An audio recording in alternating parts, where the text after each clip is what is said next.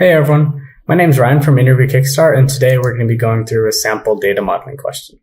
So before we begin the agenda, we're going to be going through a design question to create a data model for a library information system. We'll go through getting requirements, breaking them down, and using the parsed out requirements to come up with what we're going to be implementing in an ERD and schema. We're also going to recap some general concepts on DDL and constraints. And we'll also go through some SQL questions where, one, we're going to be seeing the DDL if we had to write the DDL for the library data model that we're going to be creating. And two, we're going to go through some sample questions about the use of the schema we come up with to answer certain questions about our system. And with that, we're going to get to our question. So here we have a prompt. You can pause it if you need more time to read through it. So the prompt says, design a relational database for a library information system, create an ERD and schema, DDL for our design. The ERD should contain one many-to-many relationship. Then below it has two additional SQL questions to answer from our design. So at first glance, it kind of seems like we don't really have requirements on what we need to implement in our ERD and schema.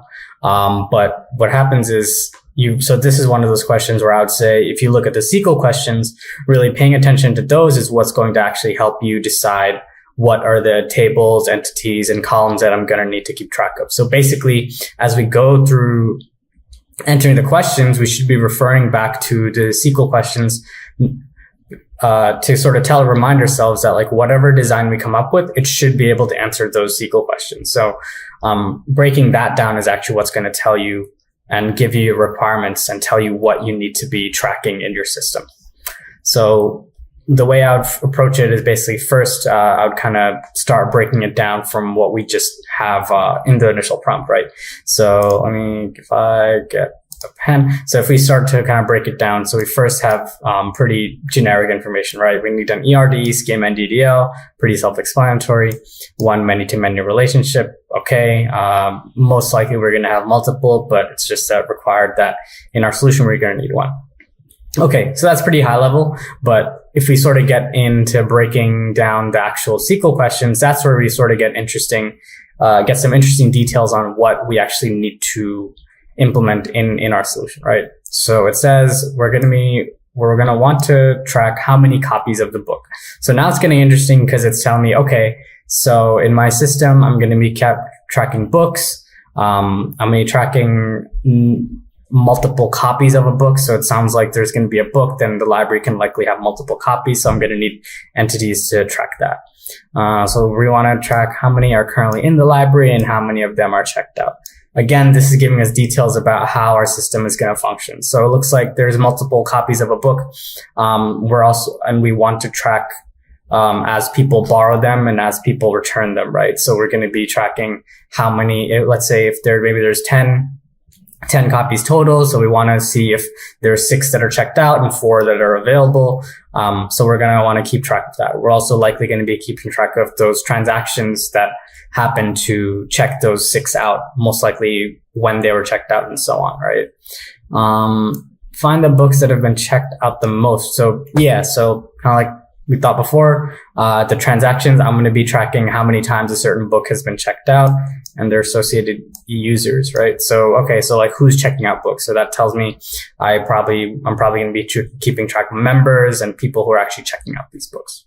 Okay, so as you can see, if you look into the actual question, we're getting our requirements for what our design is going to be like from the SQL questions. So again, our requirements haven't been given directly to us, but we're sort of teasing it out from the information we've been given. So, okay. So now I'd kind of like, after breaking it down initially, I'd sort of review and look at what we have so far, right? So we know that our goal is to design an ERD, schema, and DDL for the prompt that I've been given, right? And it's for a library system, and it has one many-to-many relationship, and it accomplishes a couple things. So, and then all these points we've sort of gotten from the way we broke down the SQL question. So the library can contain multiple copies of the same book. That's from that first SQL question. Tracks which copies are checked out and which aren't. Okay, that makes sense because we were going to keep track of how many are in available for checkout and not. Historical record of how many times a book has been checked out. Again, we're keeping track of who's checking books out, how many times it's been returned. So because we want to, it's that second SQL question where we want to track how many have been checked out the most. And then we have members, and they're the people who are checking out the books, and that's what we want to be able to, we want to keep track of that data point too. Okay, so we basically have an initial set of requirements, but one thing to remember is, again, when you're in an actual interview situation, most likely the interviewer is going to leave some key detail out. There's going to be some ambiguity because what they're expecting you to do is sort of ask them questions, and have a conversation to really tease out, how they want you to implement the system. So there's going to be details they leave out. Again, this is basically because they want to see when you're on the actual job, how are you going to be talking to stakeholders to gather requirements, and how are you going to take their thoughts and change that into technical requirements for when you do these types of database designs or data modeling tasks at work. So, okay. So again, you'd want to ask clarifying questions, and the thing is, when you do ask those clarifying questions, what they would also want to see, particularly from more senior candidates, is that you're able to add some real world context into the question. So you can see that so you want to show that you understand it's not just a technical exercise, but you're able to see how it applies into the real world. So that might involve adding some complexity. So you want to basically show that you're able to incorporate best practices and understand what the business objective is, not just this is a data modeling exercise that I'm doing for the sake of data modeling, right? So, okay. So let's assume that we had that scenario where we talked through requirements with the interviewer, and then we have some additional requirements that they want us to track. That again, brings in some real world context to our application. So let's say in addition to books, the library also has periodicals. So magazines with multiple issues. Okay. So similar design as how we had books, multiple copies of a book, multiple copies of a magazine. Makes sense. In the real world, libraries can have multiple types of things that are available for checkout, right?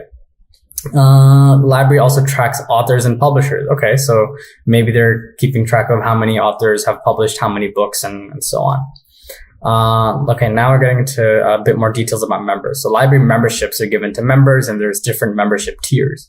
Okay, so maybe some memberships are paid, some are free. Makes sense. The library would likely have that. Each tier has a different max number of books that can be checked out and late fees. Okay, so that makes sense that if there's different membership tiers, there's different rules that apply with them. So some maybe have more late days. Maybe if there's free memberships, that has a lower leniency period, and so on.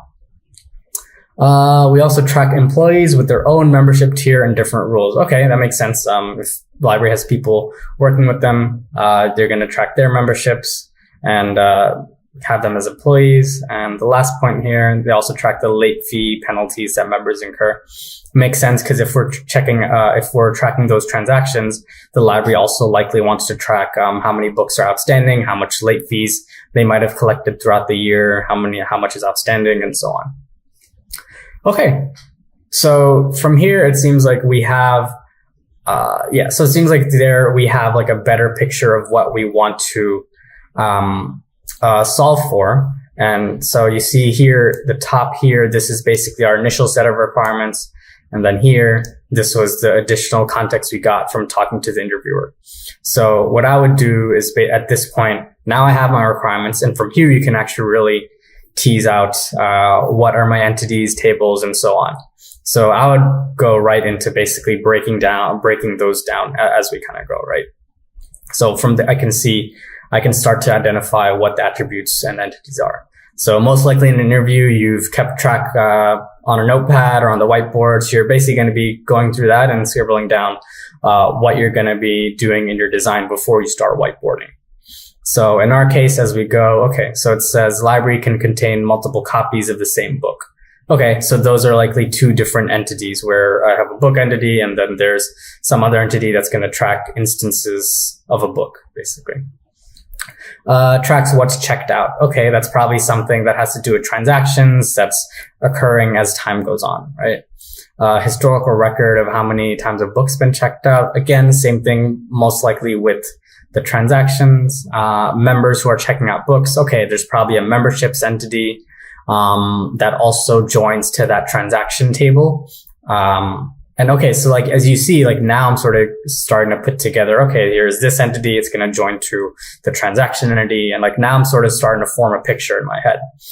But yeah, like we're going to go down and break down everything, right? So, we keep going. There's the periodicals with multiple issues, likely the same design as the book. A library keeps track of authors and publishers. Okay, so it looks like those are sort of like, we can call them like dimension entities where that's probably going to join to a book or a periodical. And so I can see how many times they've published something or written something. Memberships are given to memberships are given to members, and there's different membership tiers. Again, this is probably a dimension thing that joins to some membership, or rather member or user entity, depending on how I actually want to implement it. And that's this membership tier entities where I'm going to get those rules that we mentioned before, like max number of books, late fees, and so on. Keep going. We likely have an entity for employees that also joins to that membership tier dimension. And the late fee penalties. Okay, and again, that's probably with the membership tier dimension, because if we remember from the requirements, the different tiers will have different rules and penalties. Okay, so I've sort of broken down my requirements, and I sort of have an idea, and you saw as I did that, I was forming the picture in my mind of what the joins and what the entities are going to be and what it's going to look like. So now I'm basically ready to step into the data modeling solution. And again, for this example, we're going to go through all three steps: conceptual, logical, and then physical modeling.